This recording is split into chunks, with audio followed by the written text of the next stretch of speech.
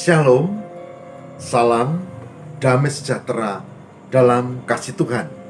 Saya Pendeta Lukas Eko Sukoco dari Padepokan Diakonia Mitra Kinasih GKJ Purworejo. Saudara, dalam RHI Renungan hari ini, pada saat ini, kita akan membahas tentang gangguan stres. Gangguan stres. Dalam satu judul, Stress No. Stress No. Mari kita ikuti.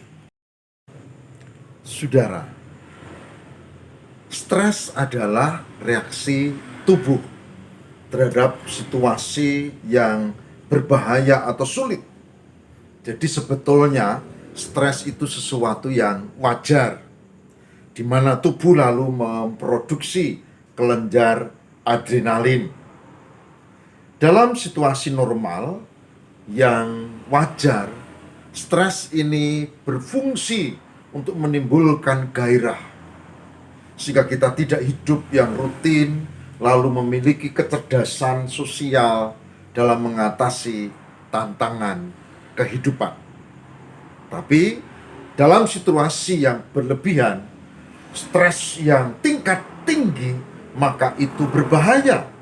Apalagi dalam situasi seperti sekarang ini, di masa pandemi. Ada kecemasan tentang penyakit, dan ada kecemasan tentang resesi ekonomi, ada kecemasan tentang situasi sosial di mana kejahatan meningkat, dan seterusnya. Nah, stres yang terlalu tinggi berbahaya, dan biasanya ditandai pada mulanya dengan tubuh kita yang menjadi misalnya gampang lelah, lalu gampang tersinggung, pemarah kepada orang-orang di sekitarnya, kepada keluarga, kepada teman, justru pada orang-orang di sekitarnya yang kita biasanya dibantu, tapi mereka akan menjadi korban. Tidak hanya pelupa, tidak hanya tubuh lekas capek, ya, tapi juga jantung berdebar-debar. Kemudian tidak tahu kenapa kelihatannya selalu cemas, defensif, dan itu tanda-tanda yang harus dicermati. Tanda-tanda lainnya adalah otot-otot ini menjadi tegang, lalu sukar tidur, pelupa, sulit konsentrasi, kemudian gangguan pada lambung, bahkan bisa jadi diare, sakit kepala. Itu penanda stres sudah mulai naik, tidak lagi dalam batas wajar, tapi itu ibaratnya orang naik motor. Itu sudah mendekati 100, bahkan mungkin lebih dari 100 km per jam. Dan kalau ini tidak direm, berbahaya. Kalau ini dibiarkan kenceng, berbahaya, saudara. Stres tingkat tinggi berbahaya. Itulah sebabnya kita ketemu pada RHI kali ini, dan kita akan bahas itu. Semoga menjadi berkat untuk kita semua. Saudaraku yang terkasih di dalam Tuhan, ada info yang menarik. Dikatakan bahwa Wall Street Journal, yaitu surat kabar terkemuka yang ada di New York, pernah menurunkan satu artikel menarik tentang stres. Setelah diteliti, saudara-saudara, ternyata stres itu menjadi penyebab sakit yang berbahaya seperti kanker dan jantung. Stres yang berkepanjangan mengganggu metabolisme tubuh. Begitu juga dengan peredaran darah kita. Stres yang berkepanjangan tidak hanya mengganggu orang sulit tidur, tapi ini yang utama justru pada jantung, dan bertahap lalu menjadi kanker di berbagai tempat. Oleh sebab itu, kita harus hati-hati. Dan saya mengajak ibu bapak dan saudara-saudara untuk mencermati. Kenapa? Karena siapapun bisa terkena penyakit ini. Saya bisa, ibu bapak bisa, dan siapapun bisa. Karena stres tidak pandang bulu. Bahkan dalam 1 Raja-Raja 19 ayat 4. 1 Raja-Raja 19 ayat 4. Ada catatan menarik saya baca untuk kita. 1 Raja-Raja 19 ayat 4. Tetapi ia sendiri ke padang gurun sehari perjalanan jauhnya, lalu duduk di bawah sebuah pohon arar. Kemudian ia ingin mati, katanya. Cukuplah itu sekarang. Ya Tuhan, ambillah nyawaku, sebab aku tidak lebih baik daripada nenek moyang. Ini 1 Raja-Raja 19 ayat 4. Ya pergi ke padang gurun sendirian, kemudian duduk di bawah pohon arar, lalu berkata, cukuplah itu sekarang. Ya Tuhan, ambillah nyawaku, sebab aku tidak lebih baik daripada nenek moyangku. Saudara, ini diungkap oleh Nabi Elia, seorang nabi yang besar, nabi besar pada zamannya, dan dia mengalami beban yang teramat berat. Saudara boleh baca lengkapnya di 1 Raja-Raja 19, bahkan di ayat-ayat sebelumnya. Yang penting saya mau katakan adalah siapapun bisa terkena penyakit ini. Bahkan Elia. Beruntung karena Nabi Elia, dia seorang nabi, nanti kita melihat ia langsung ditolong Tuhan. Malaikat-malaikat, bahkan Tuhan langsung di sebuah gunung di Horeb. Dan Elia dipulihkan. Nah, pertanyaannya adalah bagaimana supaya kita yang mengalami, saya, saudara, bisa dipulihkan. Seperti Nabi Elia yang dipulihkan Tuhan dari gangguan stres ini.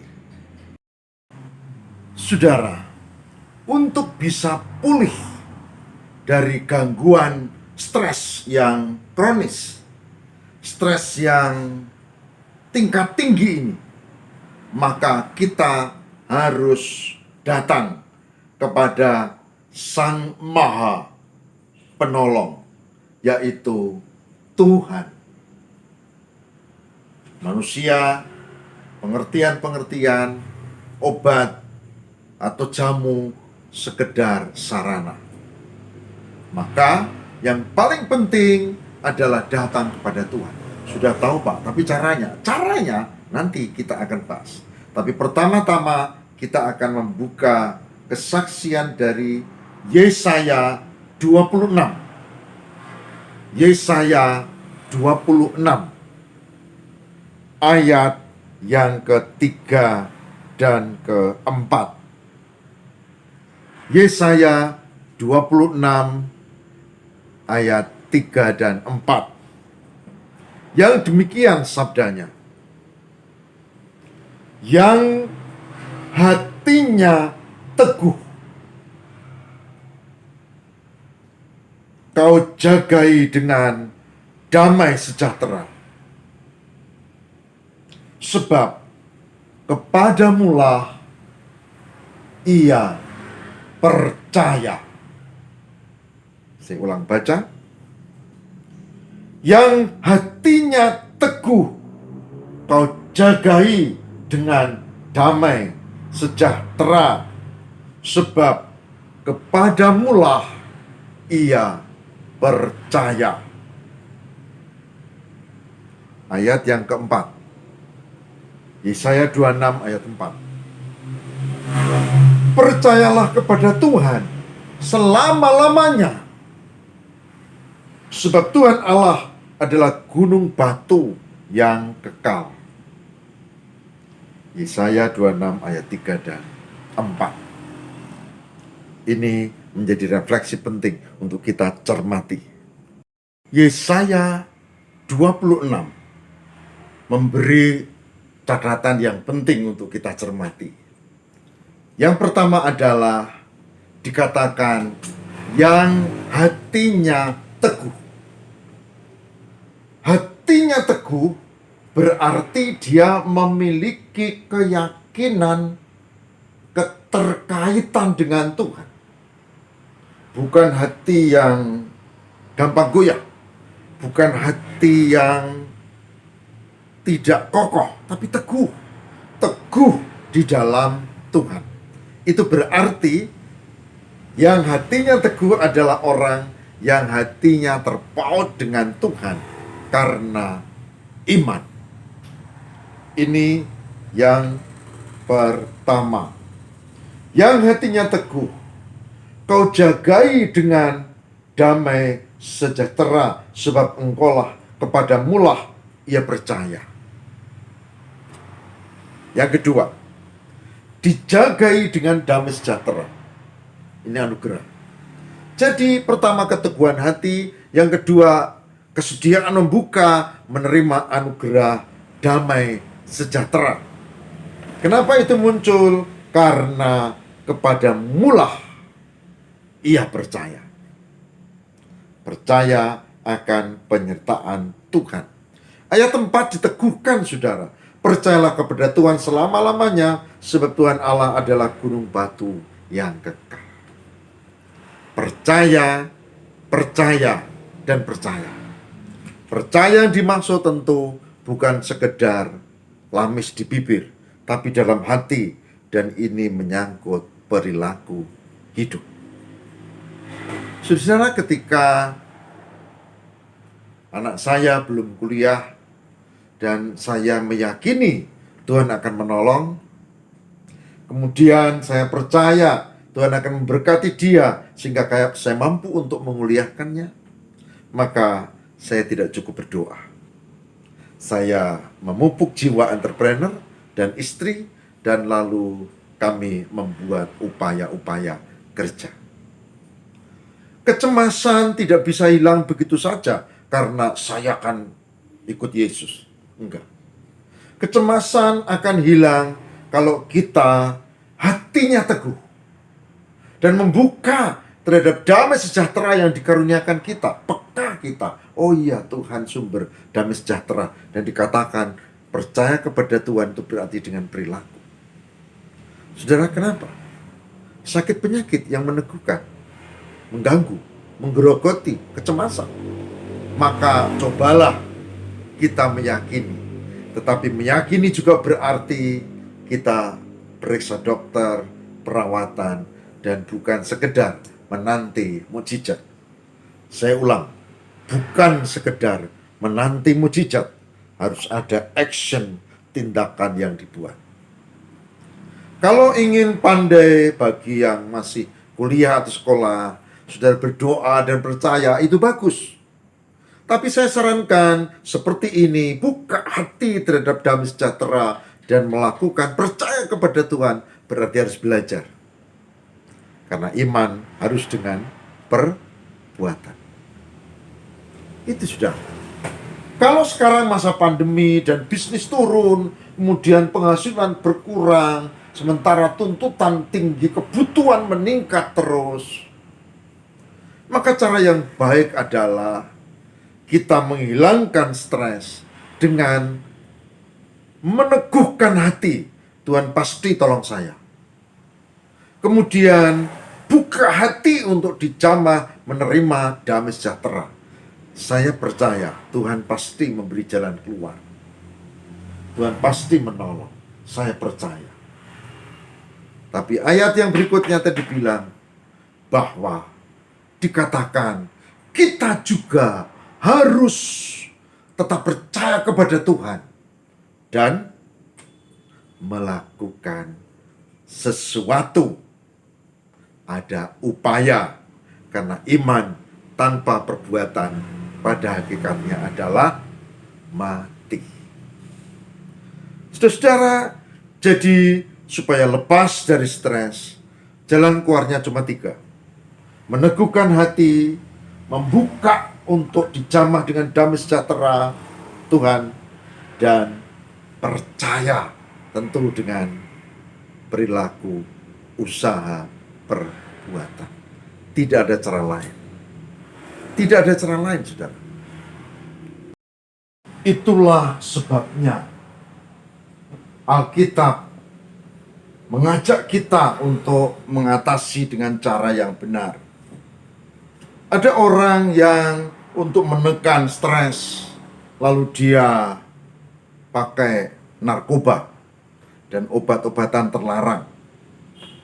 Ya, itu menolong sementara, tapi itu membuat dia diikat, dan itu membuat dia tidak bisa malah tenang. Dan nanti dia akan terjerat makin dalam dan malah makin stres, apalagi setelah kena kasus hukum. Memang ada orang yang untuk menekan stres lalu mabuk-mabukan, minum. Ya. Tapi saudara tahu, itu tidak pernah menolong. Karena begitu itu dilakukan, akan terikat kita oleh minuman itu. Begitu juga dengan saraf-saraf kita dipengaruhi, dan kita makin terpuruk. Memang ada orang yang lalu bikin rokok. Tapi saudara tahu, itu juga cuma sebentar. Kita akan jatuh, kita akan dikuasai oleh nikotin itu, dan itu tidak menolong apapun. Kita malah akan terpuruk. Jadi baik itu narkoba, minum-minuman, rokok, atau cara-cara lain yang di luar Tuhan, tidak akan menolong. Tidak akan menolong. Sebagai hambanya, saya mengajak lebih bagus kita menata diri untuk datang kepada Tuhan. Itulah sebabnya, saudara, gereja mengembangkan ada rekoleksi, ada retreat, dan itu bisa bersama, bisa pribadi. Ada tempat-tempat yang dibangun untuk kita bermeditasi di dalam Tuhan.